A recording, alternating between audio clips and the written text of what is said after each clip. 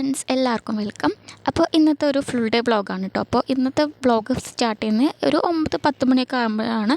അപ്പോൾ ഞാൻ കഴിഞ്ഞ ദിവസം ഹോസ്പിറ്റലിൽ പോയിട്ടുണ്ടായിരുന്നു. അപ്പോൾ ഞാൻ കുറേ മരുന്നുകളൊക്കെ വാങ്ങിച്ചിട്ടുണ്ടായിരുന്നു. അപ്പോൾ അതെല്ലാം ഞാനൊന്ന് അടുക്കി വെക്കുകയാണ്.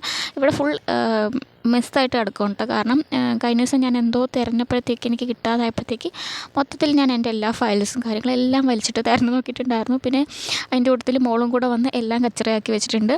അപ്പോൾ അതെല്ലാം കൂടെ ഒന്ന് ഒരുക്കി വെക്കണം. ഇന്നലെ രാത്രി അത് കാരണം കൊണ്ടൊന്നും ചെയ്യാൻ പറ്റിയിട്ടുണ്ടായിരുന്നില്ല. അപ്പോൾ ഞാൻ ഈ മരുന്നുകളൊക്കെ ഒന്ന് അടുക്കി പെറുക്കി ആ ഒരു ബോക്സിൻ്റെ ഉള്ളിൽ സെറ്റാക്കി വെക്കുകയാണ്. കാൽസ്യം, അയൺ അങ്ങനെ 2 ടാബ്ലറ്റ്സ് ആണുള്ളത്. അപ്പോൾ കുറേത്തിൻ്റെയും പാക്കറ്റ് ഭയങ്കര കാലിയൊക്കെ ആയിട്ടാണ് കിടക്കുന്നത്. അപ്പം കത്രിക നോക്കിയപ്പോഴത്തേക്ക് അതും കാണുന്നില്ല. അല്ലെങ്കിൽ എല്ലാം കൂടെ ഒന്ന് വെട്ടിച്ചുരുക്കിയൊക്കെ വെക്കായിരുന്നു. മൊത്തത്തിൽ ഇതിൽ സ്ഥലം ഉണ്ടായിരുന്നില്ല. ഇങ്ങനെ കുറേ മരുന്നുണ്ടെങ്കിലും എപ്പോഴും എനിക്കിത് കഴിക്കാൻ മറന്നു പോകുന്നതാണ് കേട്ടോ. എപ്പോഴും എന്തെങ്കിലും ഒന്ന് മറക്കാതെ ഒന്നും ഇരിക്കില്ല. അപ്പോൾ പ്രഗ്നൻസിയിൽ എത്രാമത്തെ മന്താണെന്നൊക്കെ കുറേ പേര് ചോദിക്കുന്നുണ്ട്. ഇപ്പോൾ 7th മന്ത് റണ്ണിങ് ആണ് കേട്ടോ. പിന്നെ ഡോക്ടർ ഇപ്രാവശ്യം പോയപ്പോഴത്തേക്ക് കുറച്ച് സാമ്പിൾ പാക്കറ്റ്സൊക്കെ തന്നിട്ടുണ്ടായിരുന്നു കേട്ടോ. കാൽഷ്യത്തിൻ്റെയും അയൺസിൻ്റെയും ഒക്കെ അവിടെ ഉണ്ടായിരുന്ന കുറച്ച് പാക്കറ്റ്സ് അത് കാരണം കൊണ്ടാണ് ഇതിൽ ഒരുപാടുള്ളത്. പല ബ്രാൻഡിൻ്റെ ഉണ്ട്. പിന്നെ അതൊക്കെ ഡോക്ടർ ഫ്രീ ആയിട്ട് തന്നാണ് കേട്ടോ. അതുപോലെ വിളർച്ചയുണ്ടെന്ന് പറഞ്ഞിട്ട് കുറച്ച് ലാക്ടോ പൗഡറും ഡോക്ടർ തന്നിട്ടുണ്ടായിരുന്നു. അപ്പോൾ നല്ലൊരു ഡോക്ടറായിരുന്നു. പിന്നെ ഇപ്രാവശ്യം കാൽഷ്യം, അയൺ ഇത് രണ്ടും മാത്രമേ ഉള്ളൂ. കഴിഞ്ഞ പ്രാവശ്യം ഇൻസുലിൻ്റെ കുറേ ടാബ്ലറ്റ്സും അതുപോലെ കുറേ സിറിഞ്ചൊക്കെ ഉണ്ടായിരുന്നു കേട്ടോ. ഇങ്ങനെ പഠിക്കാൻ വേണ്ടിയിട്ട് ഇരിക്കാൻ പോകുന്ന സമയത്ത് ടേബിളിൻ്റെ മേലെ അധികം സാധനങ്ങളൊന്നും ഉണ്ടാകുന്നത് ഇഷ്ടമല്ല. എപ്പോഴാണെന്നുണ്ടെങ്കിലും ബുക്സ് ആണെന്നുണ്ടെങ്കിൽ പോലും ഒരുപാട് സാധനങ്ങൾ, ഇപ്പോൾ ഒരുപാട് ബുക്സൊക്കെ ഉണ്ട് പറഞ്ഞാൽ എനിക്ക് പെട്ടെന്ന് സഫോക്കേറ്റഡ് ആയി പോകും കേട്ടോ. അത് കാരണം കൊണ്ട് ഞാൻ മാക്സിമം സാധനങ്ങളെല്ലാം ഷെൽഫിൽ ഒതുക്കിയിട്ട് എനിക്ക് ആവശ്യമുള്ള സാധനങ്ങൾ മാത്രമേ ഞാൻ അടുത്ത് വെക്കാറുള്ളൂ. അപ്പോൾ ഞാൻ മോളൊക്കെ ഉറങ്ങിയതിന് ശേഷം ടേബിളൊക്കെ ക്ലീൻ ആക്കി പിന്നെ പഠിക്കാൻ വേണ്ടിയിരുന്നു. അപ്പോൾ ഞാൻ രാവിലെ തന്നെ മാത്സ് ആണ് കേട്ടോ പഠിച്ചിട്ടുണ്ടായിരുന്നത്. അപ്പോൾ മാത്സ് ഇനി മുതൽ എല്ലാ ദിവസവും നിർത്താതെ പോകണമെന്ന് ഞാൻ വിചാരിക്കുന്നുണ്ട്. അപ്പോൾ അതിന് വേണ്ടിയിട്ട് ഞാൻ ഒരു പുതിയ നോട്ട് ബുക്ക് വാങ്ങിയിട്ടുണ്ട്. കാരണം എൻ്റെ കയ്യിലുണ്ടായിരുന്ന മുമ്പുള്ള നോട്ട് ബുക്ക് ഏകദേശം തീരാറായിട്ടോ. അപ്പോൾ ഞാൻ ക്ലാസ്മേറ്റിൻ്റെ മറ്റൊരു ബുക്കും കൂടെ വാങ്ങിച്ചു. അപ്പോൾ ഇതിൻ്റെയൊക്കെ ലിങ്ക് ഞാൻ ഡിസ്ക്രിപ്ഷനിൽ കൊടുക്കുന്നുണ്ട് കേട്ടോ. പിന്നെ OMRൻ്റെ ഒക്കെ ലിങ്ക് കുറേ പേര് ചോദിക്കുന്നുണ്ടായിരുന്നു. അതൊക്കെ ഡിസ്ക്രിപ്ഷനിലുണ്ട്, നിങ്ങൾ ചെക്ക് ചെയ്ത് നോക്കിയാൽ മതി കേട്ടോ. അപ്പോൾ മോൾ എഴുന്നേറ്റിട്ടുണ്ട്. അതുകൊണ്ട് എനിക്ക് പിന്നെ പഠിക്കാനൊന്നും പറ്റിയിട്ടില്ല. പിന്നെ ഉച്ച സമയമൊക്കെ ആയി മോൾക്ക് ഫുഡൊക്കെ കൊടുത്തു കഴിഞ്ഞിട്ടാണ് പിന്നെ കുറച്ച് നേരം എഴുതാനൊക്കെ ഉണ്ടായിരുന്നു കേട്ടോ. കറണ്ട് അഫയേഴ്സിൻ്റെ ഒക്കെ കുറേ പെൻഡിങ് വന്നിട്ടുണ്ടായിരുന്നു. ഏകദേശം ഒരു മാസത്തെ കറണ്ട് അഫയേഴ്സാണ് ശരിക്കും പറഞ്ഞാൽ പെൻഡിങ് വന്നിട്ടുണ്ടായിരുന്നത്. ഡിസംബർ ഫുള്ള് അങ്ങനെ കിടക്കുമായിരുന്നു. അപ്പം ഞാൻ ടെലിഗ്രാം നോക്കി കുറച്ചായിട്ട് എഴുതിക്കൊണ്ടിരിക്കുകയാണ്. അപ്പോൾ മോളും എൻ്റെ കൂടെ തന്നെ ഉണ്ട്. ഇവൾ ഉറങ്ങിയിട്ട് പഠിക്കാമെന്നൊക്കെ വിചാരിച്ച ഒക്കത്തിനും കൂടെ സമയം തേക്കുന്നില്ല. അപ്പം അവളുടെ കൂടെ തന്നെ ഇരുന്ന് എഴുതിക്കൊണ്ടിരിക്കുകയാണ് കേട്ടോ. അങ്ങനെ കറണ്ട് അഫയേഴ്സ് ഞാൻ കുറേ എഴുതി. ഒരു ഡിസംബർ 15 വരെയൊക്കെ എഴുതിയിട്ടുള്ളൂ. ഇനിയും കുറേ കൂടെ എഴുതാണ്ട്. പിന്നെ ഞാൻ മാത്സ് തന്നെ നോക്കാമെന്ന് വിചാരിച്ചു. മാത്സിന് മുതൽ ടോപ്പിക് വൈസായിട്ട് ഓരോരോ ടോപ്പിക്കായിട്ട് നോക്കണം. അപ്പോൾ ലക്ഷ്യയുടെ ഈ ഒരു പുസ്തകമാണ് ഞാൻ നോക്കിക്കൊണ്ടിരിക്കുന്നത്. ഇത് ഭയങ്കര ബേസിക് ആയിട്ടുള്ളൊരു ബുക്കാണ് കേട്ടോ.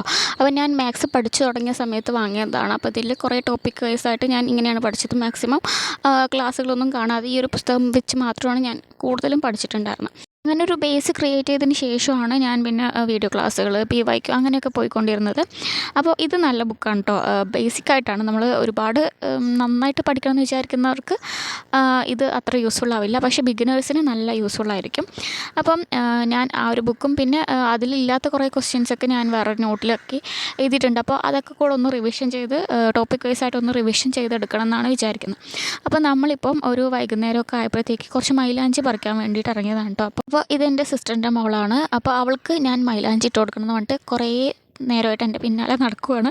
ഞാൻ വേണ്ടാന്ന് പറഞ്ഞിട്ട് ഒഴിവാകുമ്പോഴും എന്നെ അവൾ വിടുന്നില്ല. അപ്പോൾ നമ്മുടെ വീട്ടിൽ തന്നെ മൈലാഞ്ചി ചെടിയൊക്കെ ഉണ്ട്. അപ്പോൾ അത് അവൾ വലിച്ച് അരയ്ക്കുന്നുണ്ട്. അതിൻ്റെ കൂടെ തന്നെ മോളും ഇതാ അവിടെ വന്നിരിക്കുന്നുണ്ട്. അപ്പം അവൾക്ക് നാളെ ഒരു കല്യാണം ഉണ്ട്. അപ്പോൾ അതിന് വേണ്ടിയിട്ടാണ് കേട്ടോ ഇത്. അപ്പോൾ ഇത് നഖത്തിനിടാൻ വേണ്ടിയിട്ടാണ്, അല്ലാതെ വേറെ ട്യൂബ് മൈലാഞ്ചി ഉണ്ട്. അപ്പം മോളാണ് ഒന്നിനും സമ്മതിക്കാത്തത്. അവൾക്ക് ഞാൻ ഇട്ട് കൊടുക്കാനൊന്നും ഇവൾ തീരെ സമ്മതിക്കുന്നേ ഉണ്ടായിരുന്നില്ല. എൻ്റെ കൂടെ തന്നെ ഇരിക്കുവാണ്. ഞാൻ ഇട്ട് കൊടുക്കേണ്ടതാണ് ഇവൾ പറയുന്നത്. അങ്ങനെ ഫുൾ സെൻറ്ററിൽ കയറി വന്നിരിക്കുവാണ് കേട്ടോ. അങ്ങോട്ട് മാറുന്നുമില്ല, ഒരു കാര്യം ചെയ്യാൻ അയക്കുന്നുണ്ടായിരുന്നില്ല. എൻ്റെ മടിയിൽ തന്നെ ഇരിക്കുകയായിരുന്നു. ഞാൻ ഇതുപോലെ വേറെ ഏതെങ്കിലും കുട്ടികളുടെ അടുത്തോ അല്ലെങ്കിൽ വേറെ ആരുടെ അടുത്തോ കൂടുതൽ അടുത്ത് പോയിട്ട് ഇരിക്കുന്നതും സംസാരിക്കുന്നതൊന്നും ഇവൾക്ക് ഒട്ടും ഇഷ്ടമല്ല. അതുപോലെ ഇവൾ വേറെ ആരുടെ അടുത്തും പോവില്ല. എന്നെ ചുറ്റിപ്പറ്റി തന്നെയാണ് ഇവൾ എപ്പോഴും നടക്കുക. ഇത് കണ്ടോ, മടി തന്നെ വന്നിരിക്കുന്നുണ്ടോ. അപ്പം ഫുൾ ടൈം ഇങ്ങനെ മടി തന്നെ ഇരിക്കുകയായിരുന്നു. ഇവൾക്ക് സെപ്പറേറ്റ് സെപ്പറേഷൻ ആങ്സൈറ്റി ഭയങ്കര കൂടുതലാണ് കേട്ടോ. ഞാനിപ്പോൾ ടോയ്ലറ്റിൽ പോകുകയാണെന്നുണ്ടെങ്കിൽ പോലും ഞാൻ വരുന്നവർ ഇവൾ ഭയങ്കര കരച്ചിലായിരിക്കും. അത്രയും പേടിയാണ് അവൾക്ക്. അങ്ങനെയാണ് കേട്ടോ ഇവളുടെ ഒരു ക്യാരക്ടർ എന്ന് പറയുന്നത്. അങ്ങനെ മടി തന്നെ വെച്ചിട്ടാണ് കേട്ടോ ഞാൻ പിന്നെ മൈലാഞ്ചി ഇട്ട് കൊടുത്തത്. അങ്ങനെ കഴിഞ്ഞിട്ടുണ്ട്. വലിയൊരു സാറ്റിസ്ഫാക്ഷനൊന്നും ആയിട്ടില്ല എന്നാണ് അവളും പറയുന്നത്. എനിക്കും അങ്ങനെ തന്നെയാണ് കേട്ടോ. കാരണം മടി തന്നെ ഇങ്ങനെ വെച്ചുകൊണ്ട് ഇടുന്ന കാരണം കൊണ്ട് വലുതായിട്ടൊന്നും അങ്ങനെ കിട്ടിയിട്ടുണ്ടായിരുന്നില്ല. അങ്ങനെ പിന്നെ മോളൊക്കെ ഉറങ്ങിയതിന് ശേഷം ഞാൻ രാത്രിയിലാണ് കേട്ടോ പഠിക്കുന്നത്. അപ്പം ഞാനിപ്പോൾ പുതുതായിട്ട് പഠിച്ചുകൊണ്ടിരിക്കുന്ന സബ്ജക്റ്റ് നമ്മുടെ വേൾഡ് ജോഗ്രഫിയാണ്. അപ്പോൾ ഇതിൻ്റെ കുറേ നോട്ട്സൊക്കെ ഞാൻ ഇതുപോലെ A4 ഷീറ്റിലായിട്ട് കുറച്ചിങ്ങനെ എഴുതി വെച്ചിട്ടുണ്ടായിരുന്നു. മുമ്പത്തെ പരീക്ഷകൾക്കൊക്കെ പഠിക്കുന്ന സമയത്ത് ഇങ്ങനെ എഴുതി വെച്ചിട്ടുണ്ട്. അപ്പോൾ അതൊക്കെ ഈ ബുക്കിൽ എഴുതണം. അതുപോലെ വേറെയും കുറേ, ഇപ്പോൾ ഇതിൽ കുറച്ച് മാത്രമേ ഞാൻ എഴുതിയിട്ടുണ്ടായിരുന്നുള്ളൂ കേട്ടോ. ഒരുപാട് സബ്ജക്റ്റ് ഒരുപാട് ടോപ്പിക്കൊന്നും എഴുതിയിട്ടില്ല. അപ്പോൾ ഇത് മൊത്തമായിട്ട് സിലബസായിട്ട് മൊത്തമായിട്ടൊന്ന് എഴുതി വെക്കണമെന്ന് വിചാരിച്ചു. കാരണം നമ്മുടെ ഡിഗ്രി ലെവൽ റാങ്ക് ഫയൽ വായിക്കുമ്പോഴത്തേക്ക് നമുക്ക് മൊത്തത്തിൽ വട്ടാവുകയാണ്. ഒന്നും മനസ്സിലാവുന്നില്ല കേട്ടോ. ജോഗ്രഫി ആണെന്നുണ്ടെങ്കിലും ആ ഒരു കേരള ഗവേണൻസ് പോലെയൊക്കെ തന്നെയാണ് എനിക്ക് തോന്നുന്നത്. അങ്ങനെ വലുതായിട്ട് ഇല്ല, എന്നാൽ പോലും നമുക്ക് ജോഗ്രഫിയൊക്കെ എല്ലാ സബ്ജക്റ്റിനും എല്ലാ എക്സാമിനും പഠിക്കുന്ന കാരണം കൊണ്ട് കുറേ കാര്യങ്ങൾ അറിയാം. എന്നാൽ പോലും ഡീപ്പായിട്ട് കോൺസെപ്റ്റുകളൊക്കെ അറിയാനുള്ളൂ. ഇപ്പോൾ കൂടുതലും ആപ്ലിക്കേഷൻ ലെവൽ ക്വസ്റ്റ്യൻസ് ആണ് നമ്മുടെ ജോഗ്രഫിയിൽ വരുന്നത്, പ്രത്യേകിച്ച് ഈ ഒരു വേൾഡ് ജോഗ്രഫിയിൽ. അപ്പോൾ ഞാൻ ഇത് പഠിക്കാൻ തുടങ്ങിയിട്ട് ഇപ്പോൾ 2-3 ദിവസമായി. ന്യൂ ഇയർ ഡേയിൽ സ്റ്റാർട്ട് ചെയ്തതാണ് കേട്ടോ. അപ്പോൾ അതിൻ്റെയൊക്കെ കുറച്ച് നോട്ട്സ് എഴുതിയിട്ടുണ്ടായിരുന്നു. എനിക്ക് റാങ്ക് ഫയൽ വായിക്കുമ്പോഴത്തേക്ക് ശരിക്കും ഒന്നും മനസ്സിലാവാവുന്നില്ല. കാരണം കുറേ കാര്യങ്ങൾ അവർ എന്തെല്ലോ കൊടുത്തിട്ടുണ്ട്. NCERT ആണെന്നാണ് തോന്നുന്നത്.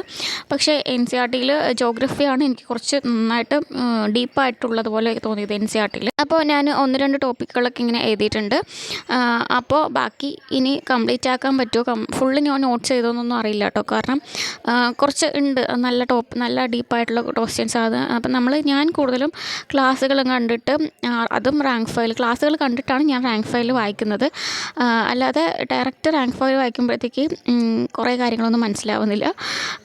മറ്റേ ചെറിയ റാങ്ക് ഫയൽ വായിക്കുമ്പോഴത്തൊന്നും ഇങ്ങനത്തെ പ്രശ്നമൊന്നും ഉണ്ടായിരുന്നില്ല കേട്ടോ. ഇത് ഭയങ്കര ഡീപ്പായത് കാരണം കൊണ്ടാണ് ഇങ്ങനെ.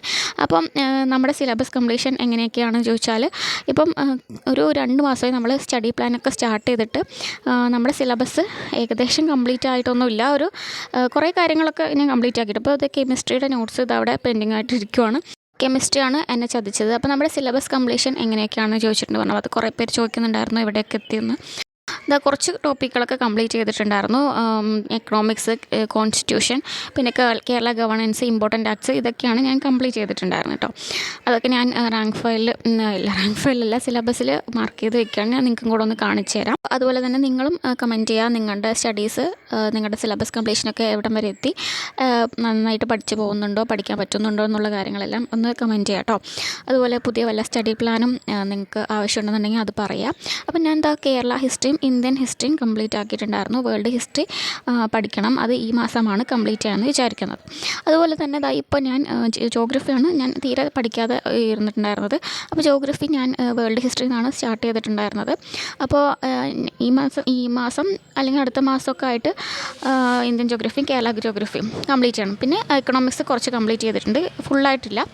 അതുപോലെ ഇന്ത്യൻ കോൺസ്റ്റിറ്റ്യൂഷൻ ഫുൾ കംപ്ലീറ്റഡ് ആണ്. കേരള ഗവേണൻസ് കംപ്ലീറ്റഡ് ആണ്. കെമിസ്ട്രി കുറച്ച് ടോപ്പിക്കുകൾ മാത്രം കംപ്ലീറ്റ് ആക്കിയിട്ടുള്ളൂ, ബാക്കിയൊക്കെ പെൻഡിങ് ആയി പോയിട്ടോ.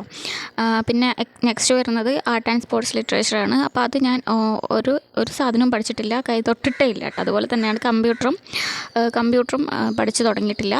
പിന്നെ സുപ്രധാന നിയമങ്ങൾ പഠിച്ചു തീർന്നിട്ടുണ്ട്. അങ്ങനെ അത് കംപ്ലീറ്റഡ് ആക്കിട്ടോ. അതിന് നോട്ട്സും ഞാൻ എഴുതിയിട്ടുണ്ട്. പിന്നെ മാത്സ് ഇത്രയും ദിവസം PYQ ആണ് ചെയ്തുകൊണ്ടിരിക്കുന്നത്. ഇപ്പം ടോപ്പിക് വൈസ് ആയിട്ട് റിവിഷൻ ചെയ്യാമെന്ന് വിചാരിക്കുന്നുണ്ട്. സോ ഫസ്റ്റ് ഞാൻ അതിന് വേണ്ടിയിട്ട് ഇൻട്രസ്റ്റ് എന്ന് പറഞ്ഞ ആ ഒരു ടോപ്പിക്ക് ഇന്ന് പഠിച്ചിട്ടുണ്ടായിരുന്നു. അപ്പോൾ അത് ഞാൻ അതിൽ മാർക്ക് ചെയ്ത് വെച്ചിട്ടുണ്ട്. ഇപ്പോൾ PYQ നോക്കുന്നതും കുഴപ്പമൊന്നുമില്ല കേട്ടോ. പക്ഷേ PYQ മാത്രം നോക്കിക്കൊണ്ടിരുന്ന കോൺസെപ്റ്റുകൾ പലതും മറന്നു പോകുന്ന പോലെയൊക്കെ തോന്നുന്നുണ്ട്. അപ്പോൾ അത് ഇടയ്ക്കിടയ്ക്ക് പൊടി തട്ടി എടുക്കണല്ലോ. അപ്പോൾ ഇൻട്രസ്റ്റ് എന്ന് പറയുന്നത് ഞാൻ നോട്ട്സ് കുറച്ച് എഴുതിയിട്ടുണ്ട്. ഞാൻ ഇങ്ങനെ ക്ലാസ്സുകളെല്ലാം നോക്കിയിട്ടുണ്ടായിരുന്നു. അതുപോലെ വേറെ കുറച്ച് നോട്ട്സ് ഞാൻ എഴുതി വെച്ചിട്ടുണ്ടായിരുന്നു. നോട്ട്സാണ് ഞാൻ കുറച്ചും കൂടെ അഡ്വാൻസ്ഡ് ആയിട്ടുള്ളത്. എൻ്റെ ഉണ്ടായിരുന്ന ഗൈഡ് ഭയങ്കര ബേസിക്കാണ്. അപ്പം അങ്ങനെയാണ് മാത്സ്. പിന്നെ ഇംഗ്ലീഷും മലയാളവും. ഇംഗ്ലീഷ് ഗ്രാമർ പാർട്ട് സ്പീഡായിട്ട് പോകുന്നുണ്ട്. വൊക്കാബുലറി ഒന്നും ആയിട്ടില്ല കേട്ടോ. വൊക്കാബുലറി പഠിക്കാനേ തോന്നുന്നില്ല. പിന്നെ മലയാളം ഞാൻ ടോപ്പിക് വൈസായിട്ട് ഒന്നും നോക്കിയിട്ടില്ല. ക്വസ്റ്റ്യൻസ് ചെയ്യാറുണ്ടെങ്കിലും ടോപ്പിക് വൈസായിട്ട് നോക്കി തുടങ്ങിയിട്ടില്ല കേട്ടോ. അപ്പം ഈ മാസം നമ്മുടെ സ്റ്റഡി പ്ലാൻ, ജനുവരിയിലെ സ്റ്റഡി പ്ലാൻ എന്ന് പറയുന്നത് 4 സബ്ജക്റ്റാണ്. ജോഗ്രഫി, അതുപോലെ വേറെന്താ, ജോഗ്രഫി പഠിക്കാണ്ട് വേൾഡ് ജോഗ്രഫിയും വേൾഡ് ഹിസ്റ്ററിയും പിന്നെ കമ്പ്യൂട്ടറും ഫിസിക്സും ഉണ്ട് ഞാൻ പ്ലാൻ ചെയ്ത് വെച്ചിട്ടുള്ളത്. അപ്പോൾ ഈ ഒരു പ്ലാനിങ് കുറച്ച് പേര് കാണിച്ചു തരുമെന്ന് ചോദിച്ചിട്ടുണ്ടായിരുന്നു. ഇതിങ്ങനെയാണ് കേട്ടോ വരുന്നത്. അപ്പോൾ ഞാൻ പറഞ്ഞ പോലെ തന്നെ computer, world history, world geography, physics, ഈ 4 സബ്ജക്റ്റുകളാണ് ജനുവരിയിൽ എനിക്ക് നോക്കാനുള്ളത്. അപ്പം ഈ ഒരു പ്ലാനിനെ കുറിച്ചിട്ട് ഇതൊക്കെ തന്നെയാണ് പറയാനുണ്ടായിരുന്നത്. നിങ്ങൾക്ക് വേണമെന്നുണ്ടെങ്കിൽ ഇതുപോലൊരു പ്ലാന് സെറ്റ് ചെയ്തിട്ട് പഠിക്കാവുന്നതാണ് കേട്ടോ. ഇപ്പം LSTSൻ്റെ കാര്യമൊക്കെ പറയുന്നുണ്ട്. കുറച്ച് പേര് ചോദിക്കുന്നുണ്ട് LSTSും LDC കോംബോ സ്റ്റഡി പ്ലാനൊക്കെ വേണമെന്ന്. LSTSൻ്റെ നോട്ടിഫിക്കേഷനും അതുപോലെ തന്നെ എക്സാം ഡേറ്റുകളെല്ലാം വന്നതോടുകൂടെ ഇപ്പോൾ LSTSന് ടൈം ടേബിൾ വേണം, സ്റ്റഡി പ്ലാൻ, അങ്ങനെ എന്തെല്ലോ കമൻറ്റുകൾ ചോദിക്കുന്നുണ്ട്. എനിക്ക് കറക്റ്റ് എന്താ ചോദിക്കുന്നത് മനസ്സിലാവുന്നുമില്ല. എന്നാലും കുറച്ച് കാര്യങ്ങളൊക്കെ മനസ്സിലായിട്ടുള്ളൂ നിങ്ങൾ ചോദിക്കുന്നത്. അത് കാരണം കൊണ്ടാണ് ഞാൻ പിന്നെ വലിയ റീപ്ലൈ ഒന്നും തരാതിരുന്നത്. ആരും റീപ്ലൈ കിട്ടില്ല എന്ന് വിചാരിച്ചിട്ട് വിഷമിക്കൊന്നും വേണ്ട. നിങ്ങൾക്ക് എന്താ വേണ്ടെന്നുള്ള കാര്യം കറക്റ്റായിട്ട് പറയുകയാണെന്നുണ്ടെങ്കിൽ നമുക്ക് അതിനെക്കുറിച്ച് വേണമെന്നുണ്ടെങ്കിൽ ഒരു വീഡിയോ ചെയ്യാം. ഓക്കെ. അപ്പോൾ നമ്മുടെ എല്ലാ എക്സാമുകളുടെയും സിലബസ് വന്നു, എക്സാം ഡേറ്റുകൾ വന്നു. അപ്പോൾ നിങ്ങളെല്ലാവരും ഇത് അറിഞ്ഞിട്ടുണ്ടാവും. നമ്മുടെ LDCക്ക് ഒരു 6 മാസം കറക്റ്റ് കിട്ടിയിട്ടുണ്ട്. ജൂലൈയിലാണ് എക്സാം സ്റ്റാർട്ട് ചെയ്യാൻ പോകുന്നത്. ജൂലൈ ടു സെപ്റ്റംബർ എപ്പോൾ വേണമെന്നുണ്ടെങ്കിലും നമുക്ക് കിട്ടും. അപ്പോൾ കറക്റ്റ് ഒരു 6 മാസത്തെ സമയം നമുക്ക് കിട്ടിയിട്ടുണ്ട്. LDCയുടെ സിലബസ് ഒന്നും ചേഞ്ച് ആയിട്ടില്ല. സോ നിങ്ങൾ ഇതുവരെ പഠിച്ച പോലെ തന്നെ കണ്ടിന്യൂ ചെയ്ത് പോവുക. അതുപോലെ 6 മാസം കൊണ്ട് ഒരു സിലബസ് കംപ്ലീറ്റ് ആക്കാൻ നിൽക്കരുത്. നിങ്ങൾ ഒരു 4 മാസം കൊണ്ട് സിലബസ് കംപ്ലീറ്റ് ആക്കിയതിന് ശേഷം ബാക്കി 2 മാസം പ്രോപ്പറായിട്ട് റിവിഷൻ ചെയ്യുക. ഓക്കെ. അപ്പോൾ ഈ പഠിച്ച കാര്യങ്ങൾ തന്നെ ഒരു 3-4 പ്രാവശ്യം റിവിഷൻ ചെയ്ത് കഴിയുമ്പോഴത്തേക്ക് നിങ്ങൾക്ക് എക്സാമിന് നല്ല കോൺഫിഡൻസോടെ കൂടെ പോകാൻ പറ്റും. LDCയുടെ കാര്യത്തിൽ നമുക്ക് പ്രത്യേകിച്ച് ഒരു കാര്യത്തിലും പേടിക്കാനില്ല. സിലബസ് ചേഞ്ച് ആയിട്ടില്ല. 6 മാസത്തെ സമയം കിട്ടി. ബിഗിനേഴ്സിനൊക്കെ ഭയങ്കര ആശ്വാസമായിരിക്കും. അതുപോലെ LP UPയുടെ ഡേറ്റ് വന്നിട്ടുണ്ട്. വേറെ ഏതാ, പോലീസിൻ്റെയൊക്കെ നോട്ടിഫിക്കേഷൻ. നമ്മൾ പേടിപ്പിച്ച ഒരു എക്സാം എന്ന് പറയുന്നത് LSTS ആണ് കേട്ടോ. അപ്പം LSTSൻ്റെ സിലബസ് കണ്ടിട്ട് ഞാനും ഒന്ന് നെട്ടിയെന്നുള്ളത് ശരിയാണ്. എന്നെപ്പോലെ നെട്ടിയ ആരെങ്കിലും ഉണ്ടെന്നുണ്ടെങ്കിൽ ഒന്ന് കമൻറ്റ് ചെയ്യുക. ഞാൻ നെട്ടാനുള്ള മെയിൻ കാര്യം എന്ന് പറയുന്നത് അതിൻ്റെ പ്രിലിംസ് വരുന്നത് ഏപ്രിൽ ടു ജൂൺ. ഈ ഒരു കാലയളവ് എന്ന് പറയുന്നത് എനിക്ക് എക്സാം എഴുതാൻ പറ്റുമോ എന്നുള്ള കാര്യത്തിൽ എനിക്ക് നല്ല സംശയമുണ്ട്. അത് കാരണം കൊണ്ടാണ് എനിക്ക് ചെറിയൊരു ടെൻഷൻ ഉണ്ട് കേട്ടോ. ഈ എക്സാമിന് എനിക്ക് എഴുതാൻ പറ്റുമോ എന്നുള്ള കാര്യത്തിൽ എനിക്കറിയില്ല. ആദ്യമായിട്ട് എടുത്ത് കളയേണ്ട ഈ ഒരു ഡിഗ്രി പ്രിലിംസാണ്. സാധാരണ LDCയുടെ പ്രിലിംസൊക്കെ എടുത്ത് കളഞ്ഞപ്പോൾ നമ്മൾ ഭയങ്കര സന്തോഷിച്ചു. പക്ഷേ അതിനേക്കാളും വില്ലനാണ് ഈ ഒരു ഡിഗ്രി പ്രിലിംസ് എന്ന് പറയുന്നത്. എനിക്ക് സത്യം പറയാലോ, എനിക്ക് ഇഷ്ടമല്ല ഈ ഒരു പരിപാടി. അപ്പം പറഞ്ഞിട്ട് കാര്യമില്ല. നമ്മൾക്ക് ഡിഗ്രി പ്രിലിംസ് ഉണ്ട്. പ്രിലിംസ് മാത്രമല്ല, LSTSന് 2 എക്സാം ഉണ്ട്. മെയിൻസിൽ 2 എണ്ണം വരുന്നുണ്ട്. ഒരെണ്ണം ഡിസ്ക്രിപ്റ്റീവ് ആവാനുള്ള സാധ്യതയും ഉണ്ട്. അതിനുശേഷം ഇൻ്റർവ്യൂ ഉണ്ട്. അപ്പോൾ വലിയൊരു കടമ്പയാണ് ഈ ഒരു LSTS നേടുക എന്നുള്ളത്. അപ്പോൾ ഇത്രയും കാര്യങ്ങളൊക്കെ ഉള്ളത് കാരണം കൊണ്ട് തന്നെ പലർക്കും ഇതിലുണ്ടായിരുന്ന ഒരു പ്രതീക്ഷ നഷ്ടപ്പെട്ടിട്ടുണ്ടാവും.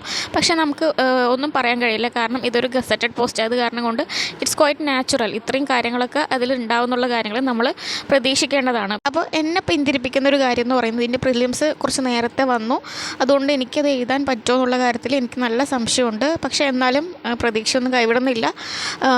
എഴുതാൻ തന്നെ വിചാരിക്കുന്നുണ്ട് കേട്ടോ. പിന്നെ ഇതിൻ്റെ മെയിൻസ് എക്സാംസിനെ കുറിച്ച് പറയുകയാണെന്നുണ്ടെങ്കിൽ ഫസ്റ്റ് പേപ്പർ വലിയ കുഴപ്പമില്ല. സിലബസ് ആണെന്നുണ്ടെങ്കിൽ നമുക്ക് നല്ല ഫെമിലിയർ ആണ്. ഇംഗ്ലീഷ്, മാത്സ്, മലയാളം, അതുപോലെ GK പോർഷൻസ്, സയൻസ് അങ്ങനെയൊക്കെ തന്നെയാണ്. അപ്പം പിന്നെ പേപ്പർ 2 ആണ് കുറച്ച് ബുദ്ധിമുട്ടായിട്ട് തോന്നിയത്. അതിൽ മാക്സിമം സിലബസിൽ വന്നിട്ടുണ്ടായിരുന്നത് സ്പെഷ്യൽ ടോപ്പിക്കുകളാണ്. അതിൽ ഇന്ത്യൻ പൊളിറ്റിയും ഇന്ത്യൻ കോൺസ്റ്റിറ്റ്യൂഷനും മാത്രമാണ് നമുക്ക് ഫെമിലിയർ ആയിട്ടുള്ളൊരു സബ്ജക്റ്റ്. ബാക്കി മുഴുവൻ ലോക്കൽ സെൽഫ് ഗവൺമെൻറ്റിൻ്റെ സ്പെഷ്യൽ ടോപ്പിക്കുകളാണ്.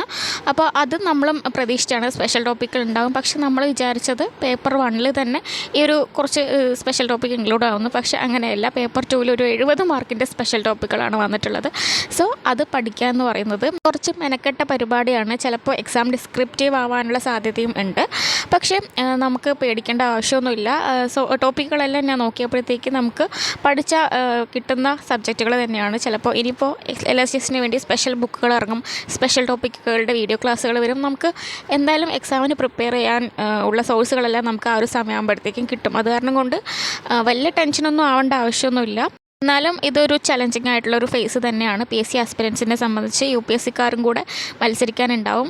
പക്ഷേ നമുക്കും പ്രിപ്പയർ ചെയ്യാവുന്നതേ ഉള്ളൂ. നമുക്കൊന്ന് ട്രൈ ചെയ്ത് നോക്കുന്നതിൽ തെറ്റൊന്നുമില്ലല്ലോ. അപ്പോൾ അത്രേ ഉള്ളൂ കേട്ടോ നമ്മുടെ LSGSൻ്റെ കാര്യം. പിന്നെ LP UP ഞാൻ പ്രിപ്പയർ ചെയ്യുന്നുണ്ടോ എന്ന് ആരൊക്കെയോ ചോദിച്ചിട്ടുണ്ടായിരുന്നു. ഇല്ല കേട്ടോ, എനിക്ക് അതിനുള്ള ക്വാളിഫിക്കേഷൻ ഇല്ല. വെറും ഒരു ഡിഗ്രി കൊണ്ട് മാത്രം നമുക്ക് LP UPക്ക് പ്രിപ്പയർ ചെയ്യാൻ പറ്റില്ലല്ലോ. അപ്പോൾ അത് കാരണം കൊണ്ടാണ് ഞാനത് പ്രിപ്പയർ ചെയ്യുന്നില്ല കേട്ടോ. പിന്നെ വേറെ ഒന്നുമില്ല. അപ്പോൾ അത്രേ ഉള്ളൂ നമ്മളുടെ ഇന്നത്തെ വീഡിയോ. വീണ്ടും കാണുന്നവർക്കും ബൈ.